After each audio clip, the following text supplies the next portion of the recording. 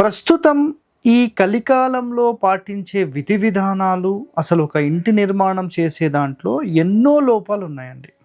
So లోపాలు లేని గృహాన్ని మనం నిర్మించుకుంటామా 100% అంటే అసలు అది సాధ్యమైన విషయం కాదు. బట్ మన చేతుల్లో ఏముందో అది మాత్రం మనం చేసుకోవడానికి ప్రయత్నం చేయాలి.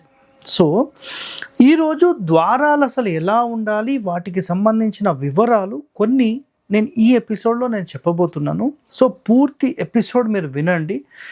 నిజంగా దీంట్లో ఎంతో సమాచారం అనేది ఉంటుందండి. ఓకే, సో చూడండి, చాలామందికి ఉండే ఒక్కొక్క ప్రశ్న మీకు సమాధానం చెప్తూ ఉంటాను. ప్రధాన ద్వారం, గేట్ వాస్తు నియమాలు అన్నమాట. ఈ రెండు దీంట్లోనే ఉంటాయి. ప్రధాన ద్వారం కంటే ప్రధాన గేట్ వెడల్పు ఎక్కువగా ఉండాలి. సో ఇది ఒక కండిషన్ అండి. అంటే ఒక డోర్ కంటే గేట్ పెద్దగా ఉండాలనేది ఒక కండిషన్ ఉంది.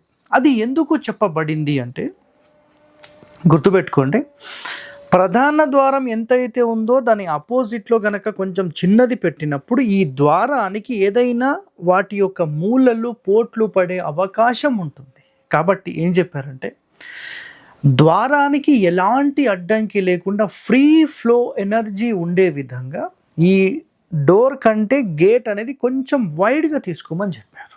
ఇది ఒకటో నియమం.